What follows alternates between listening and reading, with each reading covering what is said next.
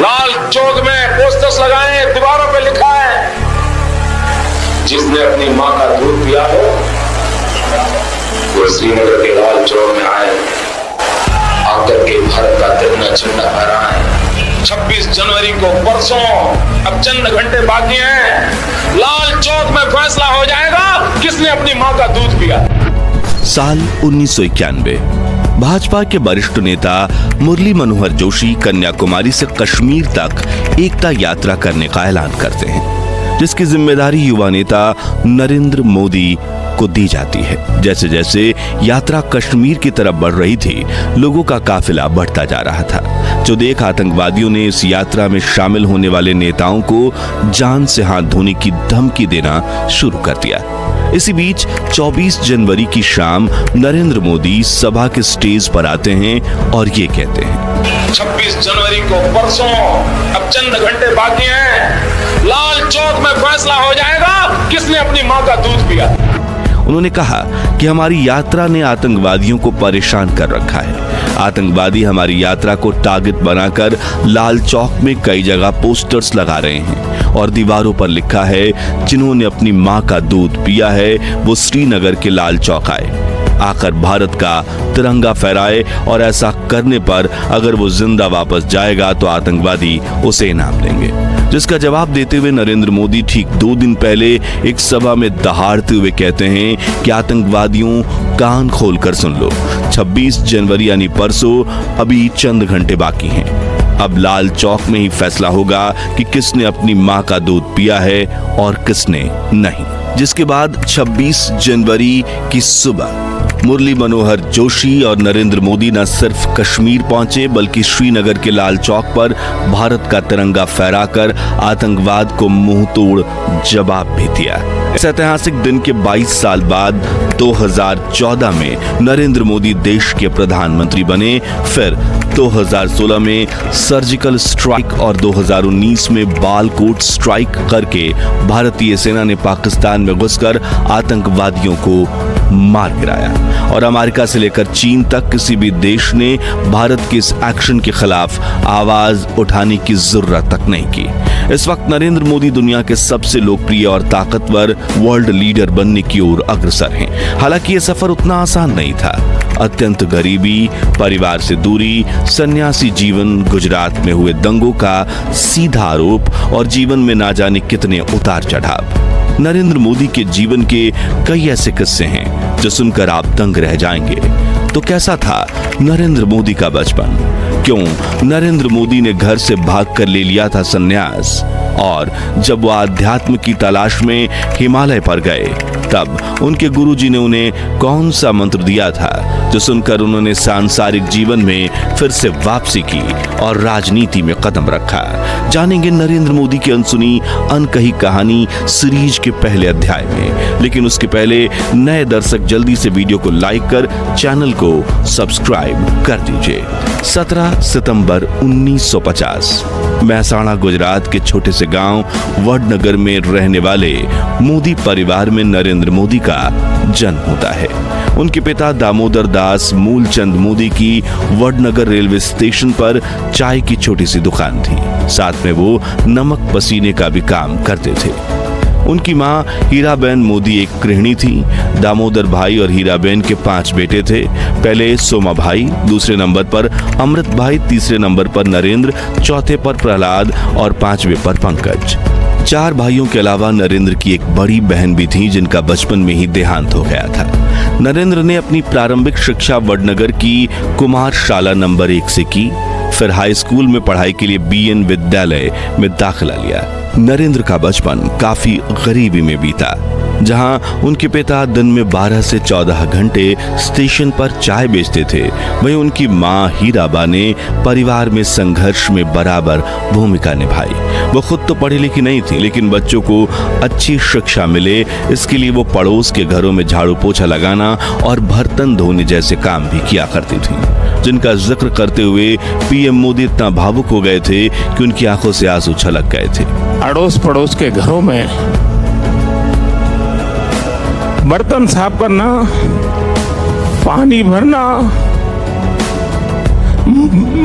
मजदूरी करना, नरेंद्र भाई के परिवार में संसाधनों की कमी जरूर थी, लेकिन संस्कारों की नहीं। बच्चे घर के काम से लेकर चाय की दुकान तक माता पिता का हाथ बटाते थे। जी हाँ, स्कूल के बाद नरेंद्र रोज अपने पिता के दुकान पर जाते और चाय बेचने में उनकी मदद करते, और ट्रेन के डब्बों में चाय बेचकर उनकी हिंदी काफी अच्छी हो गई थी।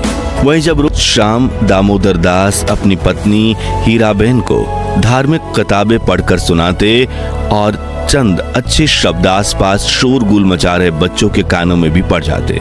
यहीं से नरेंद्र को किताबें पढ़ने का शौक जागा, लेकिन स्कूल के सिलेबस की नहीं बल्कि इतिहास की किताबें। नरेंद्र बचपन से ही पढ़ाई में काफी एवरेज रहे थे, लेकिन वो घंटों लाइब्रेरी जाकर इतिहास की किताबें, स्वामी विवेकानंद की किताबें और स्वातंत्र्य सेनानियों के ऊपर लिखी किताबें दिल से पढ़ा करते थे। उनके बारे में लिखने वाले बताते हैं कि नरेंद्र भाई को स्कूल के नाटकों में हिस्सा लेना काफी पसंद था। भले ही उनकी जेब खाली हो, लेकिन उनका दिल और दिमाग हिम्मत और साहस से भरपूर रहता था। जिससे जुड़ा एक दिलचस्प किस्सा ये है कि नरेंद्र अपने दोस्तों के साथ रोज स्कूल के पास वाली झील में तैराकी करने जाते थे, जहां उन्होंने मगरमच्छ का एक बच्चा देखा और वो उसे उठाकर घर ले आए, जिससे आसपास के लोग काफी डर गए और माँ हीराबेन के समझाने पर उन्होंने उसको वापस झील में छोड़ दिया। महज 8 साल की उम्र में अपनी हिंदी टीचर चंद्रकांत दवे से प्रभावित होकर मोदी आरएसएस में जाने लगे। वहां उनकी मुलाकात एक ऐसे व्यक्ति से हुई जिसके लिए वो झाड़ू लगाने से लेकर कपड़े धोने तक का काम करने लगे। उस व्यक्ति का नाम था लक्ष्मण राव ईमानदार, जिन्हें सभी वकील साहब कहकर बुलाते थे। उनसे मिलने के बाद नरेंद्र मोदी के जीवन में काफी परिवर्तन आया। साल 1962 में जब नरेंद्र मोदी 12 साल के थे, तब भारत और चीन के बीच इंडो चाइना युद्ध छिड़ गया था, जिसमें तकरीबन 1400 भारतीय सैनिकों की जान गई थी और हजारों सैनिक जख्मी हुए थे। हालांकि इस युद्ध में भारत की हार हुई, तब नरेंद्र मोदी देश की सेवा के लिए सेना में भर्ती होने की ठान चुके थे, मगर पैसों की कमी होने की वजह से वो आर्मी स्कूल तो नहीं जा पाए। इसलिए उन्होंने एनसीसी यानी नेशनल कैडेट कॉर्प्स में दाखिला लिया। 3 साल बाद हुई इंडो पाक जंग के दौरान इन्होंने भारतीय सैनिकों की काफी सेवा की। दरअसल जब भी वडनगर स्टेशन पर सैनिकों से भरी ट्रेन आती थी, तो नरेंद्र उन्हें चाय और खाना पहुंचाया करते थे। बचपन में हुई यही घटना नरेंद्र मोदी के लिए एक ऐसा रास्ता बन रही थी, जहां ये लड़का गरीबी और गुमनामी के अंधेरे से निकलकर दुनिया के सबसे बड़े लोकतंत्र का नायक बनने वाला था। लेकिन उस मुकाम तक पहुंचने से पहले नरेंद्र भाई को और 50 सालों का संघर्ष करना पड़ा। नरेंद्र के पास महंगे कपड़े नहीं थे, लेकिन उन्हें हमेशा साफ सुथरा रहना पसंद था। उन्होंने कभी लोटा स्त्री से अपने कपड़े को प्रेस किया, तो कभी मैले हुए अपने जूते को चौक से चमकाया। उनके एनसीसी इंस्ट्रक्टर बताते हैं कि नरेंद्र को बचपन से ही कपड़ों का शौक था। एनसीसी की परेड में आए 80 लड़कों के ग्रुप में नरेंद्र के कपड़े सबसे साफ होते थे और कभी सिलवटें नहीं होती थी। साल 1968 में नरेंद्र मोदी का विवाह हुआ। उस वक्त नरेंद्र की उम्र सिर्फ 18 साल की थी, जबकि उनकी पत्नी जशोदाबेन मोदी की उम्र केवल 17 साल थी। शादी के बाद जशोदाबेन ने अपनी पढ़ाई छोड़ दी और गृह गृहस्थी संभालना शुरू किया, लेकिन वो बताती हैं कि नरेंद्र मोदी हमेशा उनसे अपनी पढ़ाई को आगे बढ़ाने की बात किया करते थे। हालांकि कुछ समय में ही उनके अंदर वैराग्य जाग गया और उन्होंने अपने वैवाहिक जीवन का त्याग करने का फैसला किया। फिर एक दिन अचानक से नरेंद्र घर छोड़कर अध्यात्म की तलाश में निकल पड़े। जैसे ही हमने आपको पहले बताया, नरेंद्र बचपन से ही स्वामी विवेकानंद से काफी प्रभावित थे, इसलिए वो दीक्षा लेने रामकृष्ण मिशन के दीक्षा मठ पहुंचे। लेकिन वहां उनका सन्यासी बनने के लिए ग्रेजुएट होना जरूरी था, इसलिए उन्होंने दीक्षा नहीं ली। लेकिन नाराज होने के बजाय नरेंद्र मोदी आध्यात्म की तलाश में हिमालय जा पहुंचे, जहां उनके साथ कुछ ऐसा हुआ जिसने आज पूरे देश को बदल कर रख दिया। उनके बारे में लिखने वाले बताते हैं कि हिमालय के घाटियों में नरेंद्र मोदी को एक साधु मिले, जिनके शिष्य बनकर इन्होंने तपस्या करना शुरू किया। इस दौरान युवक नरेंद्र ने भगवा वस्त्र धारण कर लिए और हाथ में कमंडल लेकर इन्होंने देश भ्रमण करना शुरू किया। इसी बीच एक दिन इनके गुरुदेव ने इन्हें बुलाया और कहा कि बालक नरेंद्र, तुम क्या कर रहे हो? नरेंद्र कुछ समझ नहीं पाया। तभी गुरुजी बोले, तुम्हारे पास 2 रास्ते हैं। अगर तुम तपस्या करो तो तपस्वी जीवन जियो, तुम ऋषि हो जाओगे। लेकिन नियति ने तुम्हारे लिए कुछ और ही चीज चुनी है, जिसके लिए तुम इस दुनिया को त्याग कर फिर संसारिक दुनिया में जाओ, जहां तुम राज ऋषि कहलाओगे। उस वक्त नरेंद्र का राजनीतिक से दूर दूर कोई नाता नहीं था, इसलिए वो गुरुजी की बात तो नहीं समझ पाए, लेकिन उनकी आज्ञा का पालन करते हुए वो पहले केदारनाथ, फिर वहां से दिल्ली, राजस्थान और राजकोट से घूमते हुए वडनगर में वापस आए। जब माता हीराबा ने सालों बाद नरेंद्र को देखा तो वो फूट फूट कर रोने लगी।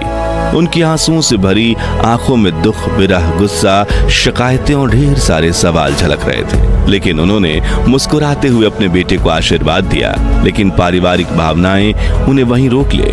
उसके पहले नरेंद्र एक बार फिर आजाद पंछी की तरह उड़ते हुए अहमदाबाद आ पहुंचे, क्योंकि उन्हें अपने गुरु की दिखाई राह पर चलते हुए देश के लिए कुछ बड़ा करना था। अहमदाबाद में उन्होंने चाय के कैंटीन में काम करने के साथ एक बार फिर आरएसएस ऑफिस जाना शुरू किया, लेकिन इस बार उन्होंने आरएसएस की सदस्यता ली और पूरी श्रद्धा के साथ आरएसएस के प्रचारक बन गए। जहां आरएसएस के मुख्यालय डॉक्टर हेडगेवार भवन में उनकी वकील साहब से एक बार फिर मुलाकात हुई, जिन्होंने हेडगेवार भवन में युवा नरेंद्र के रहने की व्यवस्था कर दी। मणिनगर के इस भवन में नरेंद्र का दिन सुबह 5 बजे शुरू होकर आधी रात को खत्म होता था। अतिथियों को जगाना, उनके लिए चाय बनाना, इसके साथ साथ नाश्ता भी बनाना, कार्यालय की सफाई करना और कपड़े धोना जैसे दर्जनों काम नरेंद्र मोदी अकेले किया करते थे। अब उन्होंने मामा की चाय की दुकान पर काम करना बंद कर दिया था, क्योंकि उन्हें अब अपना सही ठिकाना मिल गया था। आरएसएस में शुरुआती सालों में ही नरेंद्र मोदी के प्रभावशाली व्यक्तित्व का गठन हुआ और उन्होंने राजनीति के दांव-पेच भी यहीं रहकर समझे, क्योंकि यहाँ कई बड़े बड़े नेताओं का आना जाना बना रहता था।